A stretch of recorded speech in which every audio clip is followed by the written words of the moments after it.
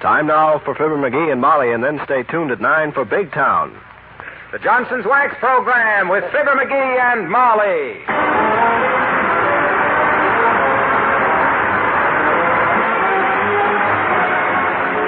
Makers of Johnson's Wax and Johnson's Self-Polishing Glow Coat present Fibber McGee and Molly with Bill Thompson, Gail Gordon, Arthur Q. Bryan, Dick LeGrand, Bud Stephan, and me, Harlow Wilcox. The script is by Don Quinn and Phil Leslie.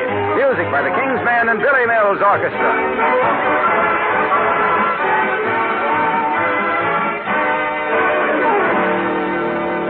You know, there's genuine pleasure in looking at the smooth surface of a waxed floor. It has such a rich, such a mellow look. In fact, that glistening waxed finish makes the whole room more beautiful. And when you wax your floor, there's a special reason for using Johnson's Paste Wax. No other wax can beautify your room in exactly the same way. Little wonder more women use Johnson's Paste Wax than any other kind.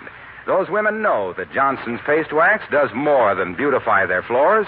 It also protects their floors, forms a hard shield over the surface, a shield that dirt can't readily penetrate, a shield that's very easy to clean. When dirt does collect, you can whisk it off that gleaming waxed surface in a few seconds. Next time you're at the store, be sure to ask for Johnson's Paste Wax. It's the paste wax that more women use and keep using because no other wax can bring such lustrous beauty to the floors of a home in exactly the same way. Johnson's Paste Wax.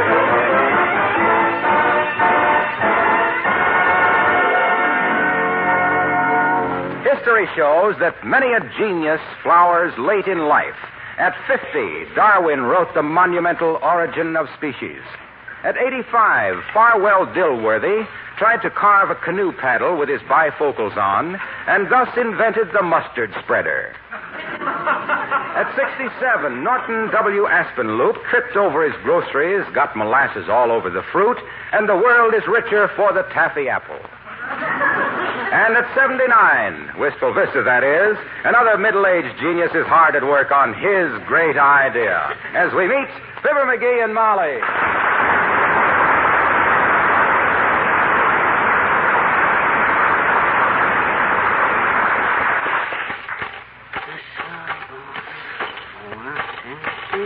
My, that's an awfully long letter you're writing, McGee. Who do we know that deserves that?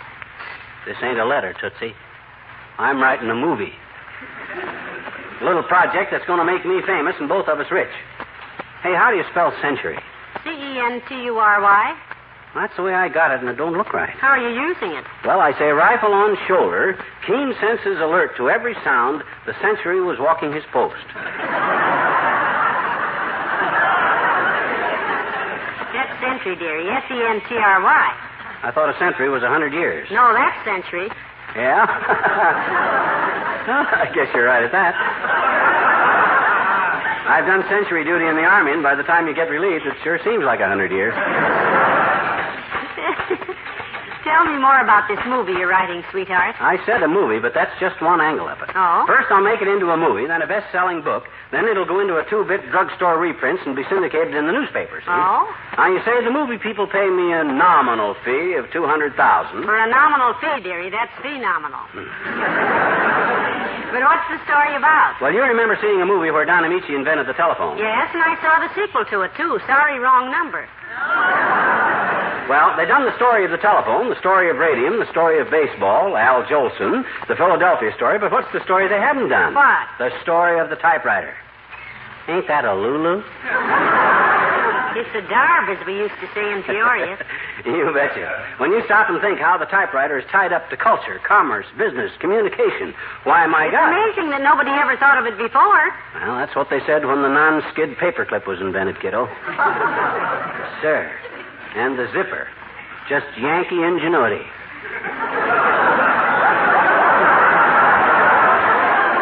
You mean every Yank needs a zipper and vice versa? Yeah. Well, I gotta get busy, Dick. Can't mess around with $500,000 at stake. Done any research on the subject of the typewriter, McGee? Plenty, Tootsie. Spent nearly 15 minutes with the encyclopedia, for one thing.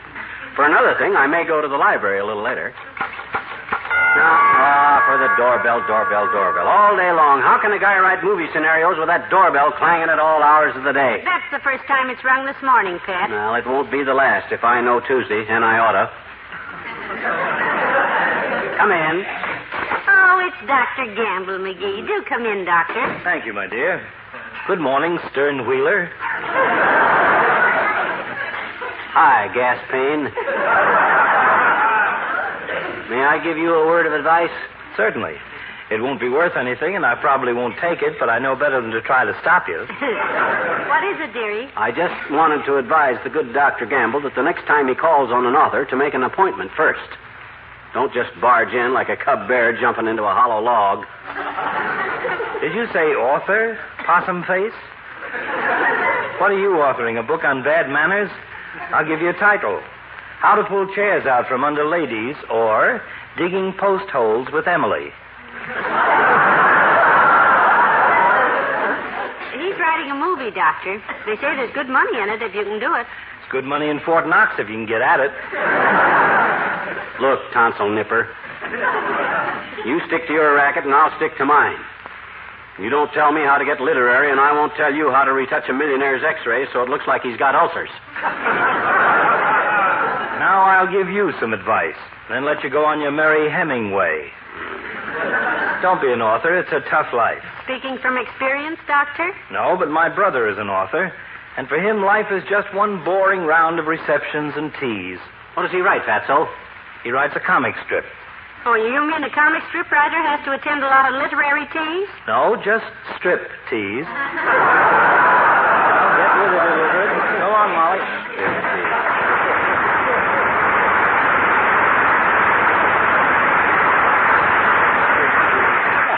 Boy, I can hardly wait to see Doc's face when those movie people hand me a check for a couple of $100,000. I can hardly wait to see my own. Betcha. My eyes will pop out so far the pupils will think it's recess. Now, you just be patient, my dear. One of these days we'll have a swimming pool and a private yacht and our own box at the races. Oh, wonderful. Yeah. We can take turns standing on it. Well, back to work, Snooky. Bring me some black coffee, will you? That'll keep me awake. Keep you awake? You've only been out of bed 2 hours. Besides, you don't like black coffee. I gotta like it. I gotta learn to like it. All authors live on black coffee and smoke pipes. Dad, I wish I had some carbon paper. You mean you're not keeping an extra copy? Oh, sure. I haven't got any carbon paper, though, so I'm typing every line twice. Sure, then I'll cut it apart and paste up 2 copies. There's always a way, Snooky, if you just would use the old... Come in. Oh, Wally Wimple. Hi, Wally. Hello, Mr. Wimple. Hello, folks. I hope I'm not intruding. Not at all, Wimp. The world has waited 1,000 years for this stuff I'm working on. It can wait another 3 minutes. Oh, I see you're working, Mr. McGee. Novel? Anytime you find him working, it's novel, Mr. I'm writing a movie, Wimp, about the invention and development of the typewriter. I've already telegraphed a couple of big movie stars to hold themselves ready for it. Hey, you're an author yourself, aren't you, Wimp? Oh, indeed I am. I write poetry. Oh? Would you like to hear my most recent one? Oh, yes, we would, Mr. Wimple. What's the name of it? Well,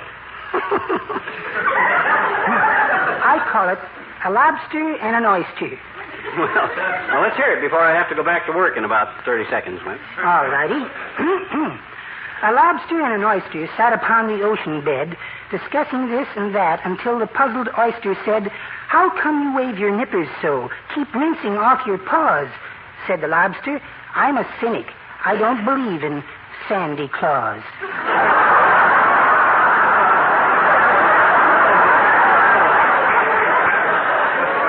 Oh, my goodness. Isn't that cute? Yeah, but being a novelist myself... Oh, there's another verse, folks. Oh, dear. It goes, said the oyster, "Watch my ball of yarn. You're such a clumsy cuss.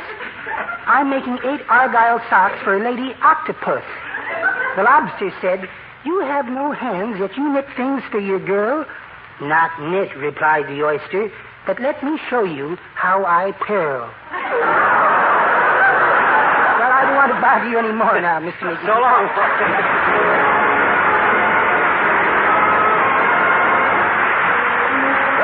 the orchestra and Careless Man.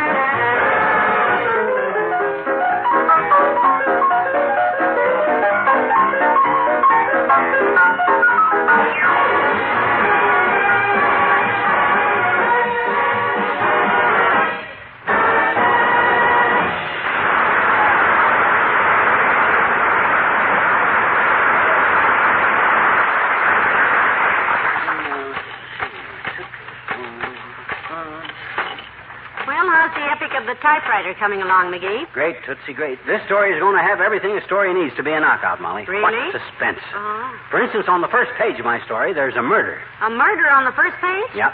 An inventor is found dead in his laboratory, clutching a crushed orchid, a dry martini, and a copy of the Hardware Journal. That's the attention grabber, see? I see. Then what? Then on page 2, I switched to England in the Middle Ages. Mm-hmm. When do you come back to the murdered inventor? Ah, that's the gimmick, kiddo. I don't ever come back to him. Naturally, the reader keeps looking for the killer, and after he's read the whole script before he realizes the murder has got nothing to do with the story. You catch on? Subtle? Heavenly days, you authors have more angles. Oh, that ought to be milk from Kramer's drugstore. I phoned for some more typewriter paper, and come in. Oh, hello, Milton. Hello, Come Mrs. in. McGee. I brought a ream of paper like you said, Mr. McGee. 500 sheets. Would you mind telling me what you're going to do with it? Oh, I'm doing some writing, Milt. You ever try to do any writing? Oh, yes. I used to write a lot of fiction. Oh? Not under my own name, though. I signed it Millicent Kramer. Millicent. That's my mother's name. Oh, how nice. What kind of fiction did you write, Milton? Mostly just excuses for being absent from school. Well, writing is a great career, Milt, my boy. The thing that appeals to me about it is you can make a living sitting down. You ought to take up journalism, Milt. Oh, I've tried that, too, but it hurt my feet. Hurt your feet, Milton? What kind of journalism was that? Ladies' home journalism. I used to deliver them. That's how I met Margie. Oh? She's the girl I'm going steady with since last Thursday. The one that always smells so good on account of I'm giving her presents like perfume. It's very smart, Milt. Girls never get enough perfume. Yours didn't. Huh? Well, I didn't work in my uncle's drugstore like Milt does. Oh, you got to go, Milt? Oh, yeah, I got to get back to the store. We're taking inventory today. Oh? And if Uncle Ed checks the perfume stock before I get back, I'm dead.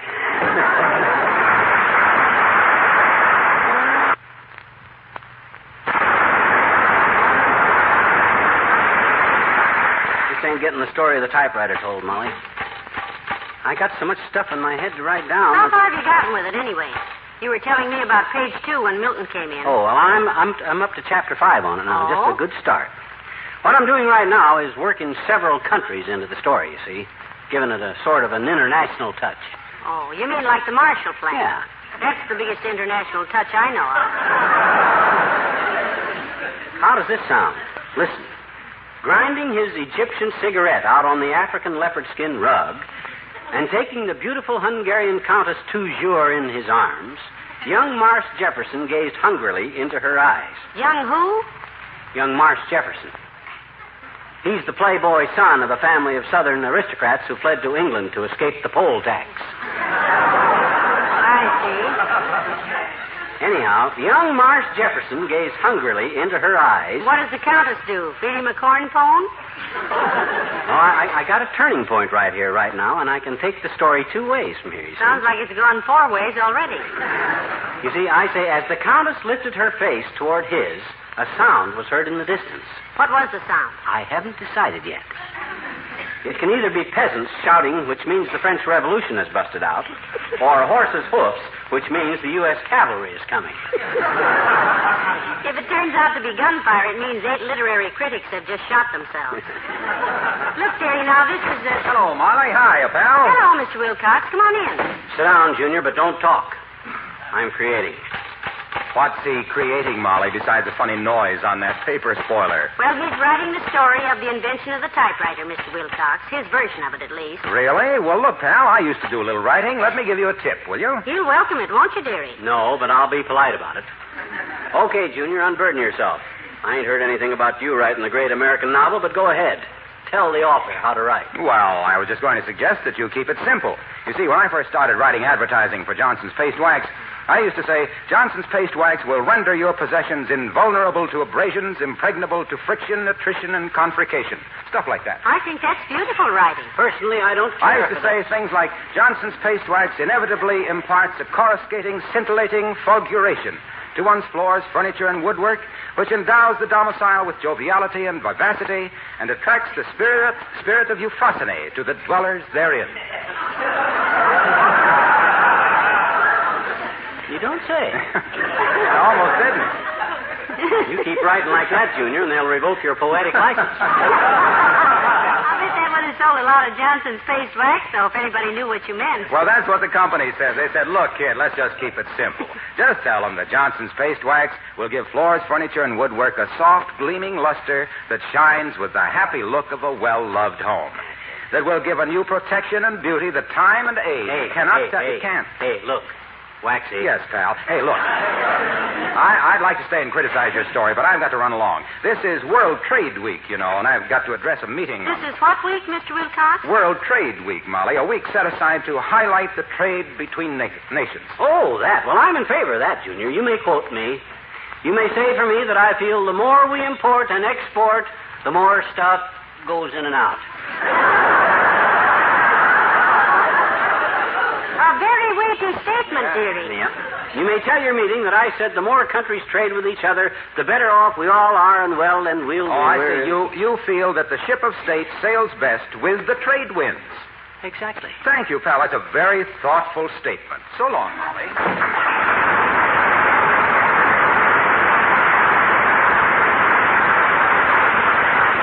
Ship of state sails best with the trade winds. Hey, did you hear what I said to Wilcox there, Molly? My gosh, that was quite a phrase I turned there, you know it? I've heard of plagiarism, but I didn't know it could happen that fast, dearie. I may be able to work that into my... Oh, why don't somebody leave me alone and let me write? Shall I send them away or just holler, come in?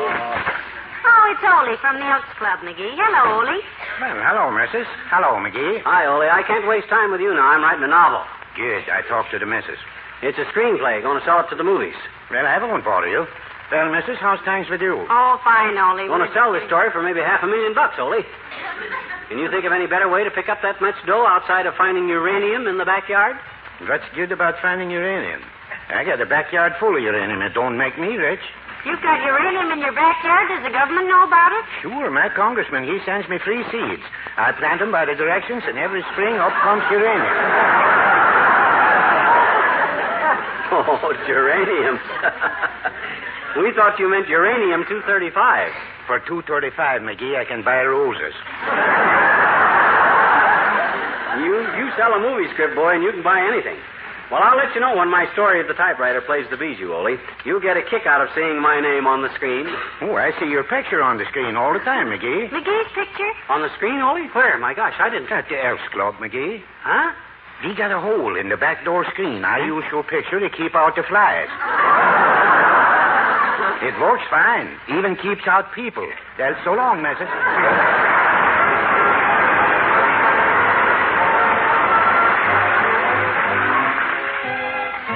The King's Men and the Typewriter Serenade. 79 Wistful Vista, 1949. I'd take my Underwood in hand to drop you a line. Oh, tappa-tappa-ting, tappa-tappa-ting, tappa-tappa-ting. It's singing you the news in a little typewriter serenade.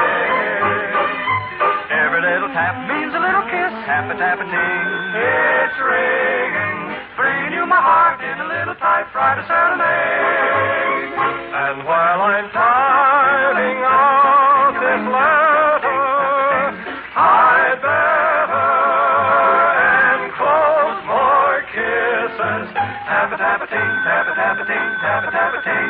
It is ending, sending you my love in a little typewriter serenade. Serenade, serenade. Page 1 is through, and here's page 2. Just a line or two telling you what's new so you won't be blue, my darling. Sending you the news in a little typewriter serenade. I called upon the Gumps, Junior had the mumps, see I'm in the dumps. I miss you, want to tell you so in a little typewriter serenade. And while I'm writing you this letter, I'd better get finished with it. So I'll say goodnight, don't forget to write till I hold you tight. Real soon, dear, here's all my love in a little typewriter serenade, serenade, serenade, serenade, serenade. The typewriter serenade.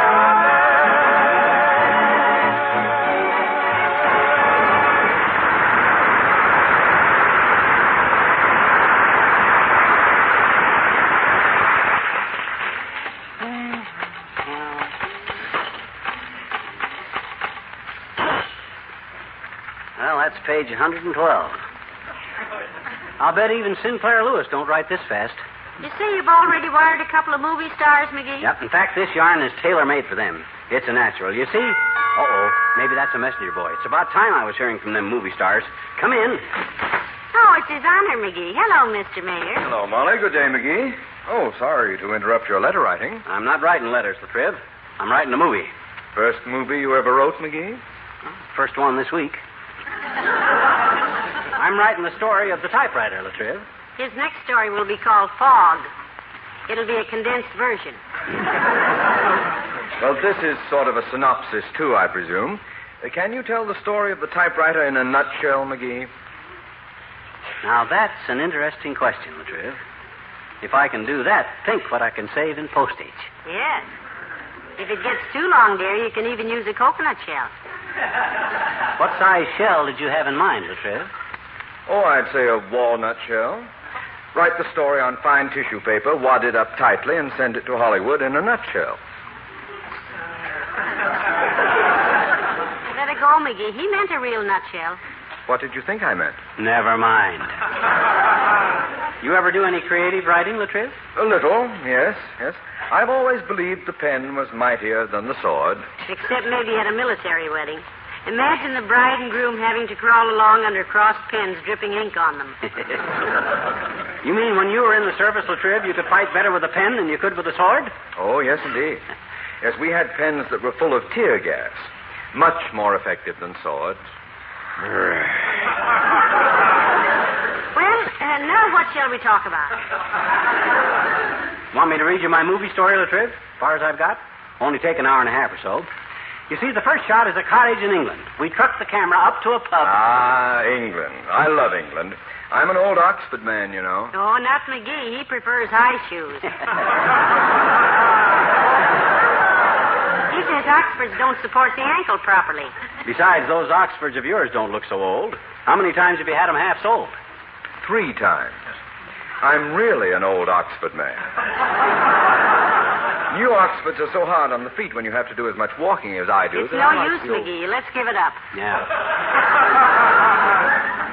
Look, Latriv, if you don't want to cooperate, why don't you run along and let me get to work? I'm sure I don't know what you mean, McGee, but if I'm interfering with your work, I shall be only too happy to remove myself. Good day.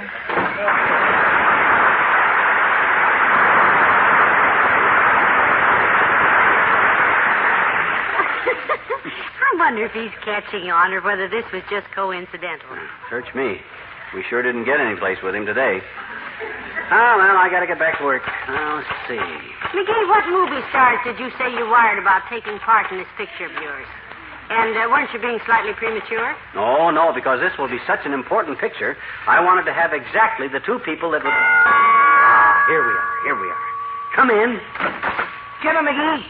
That's himself there, lad. $2 for your Mac. Sign here. Okay, bud. And here's $1 for yourself. Gee, thanks. Wasn't that a rather heavy tip here? No, it wasn't too big a tip.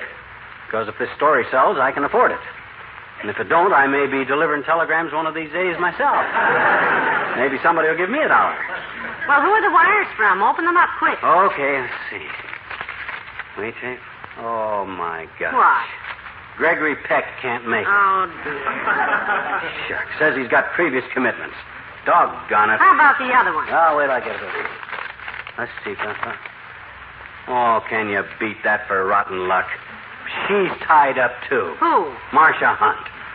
Of all the dirty luck I ever... Well, that's that, I guess. That's Oh, McGee, what are you doing? You're tearing up your manuscript and it was almost done. Well, it's no good now, Snooky. Why isn't it? There are other actors besides Gregory Peck and Marcia Hunt. Not for this picture. How can you do the story of the typewriter without Hunt and Peck?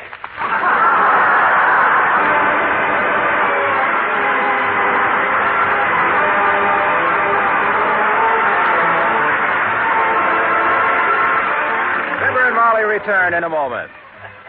The mellow beauty that Johnson's Paste Wax brings to a home is a beauty you've probably seen and remembered. You're bound to remember the rich, lustrous finish of wood surfaces that have been polished with this remarkable wax. But maybe you don't know this. How easily and quickly you can polish your waxed floor when you have Johnson's new Beauty Floor electric polisher. All you do is guide this polisher across the floor. The big whirling brush buffs your floor in a few seconds.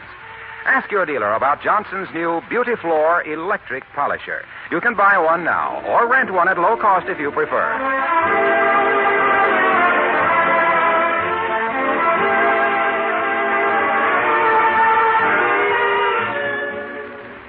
Hey, Molly, who's going to do the summer show for the Johnson people? Oh, they have a wonderful show lined up, McGee. Yeah? It stars Ken Darby and the King's Men and features their king for a night with a guest king every week.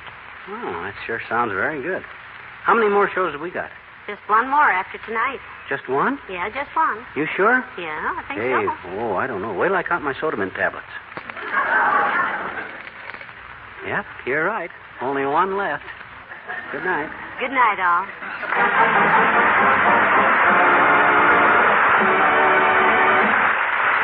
The makers of Johnson's Wax and Johnson's Self-Polishing Glow Coat, Racine, Wisconsin, and Brantford, Canada, bring you Fibber McGee and Molly each week at this time.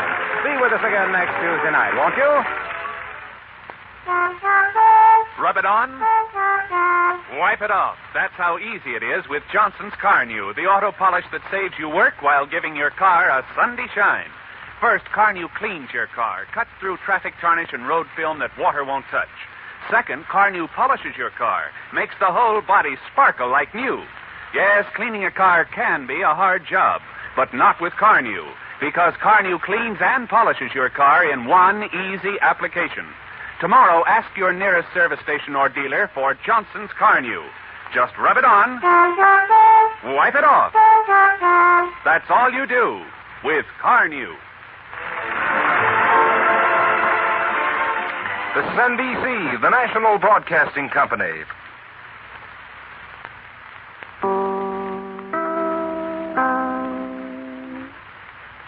WMAQ and WMAQ-FM, NBC in Chicago.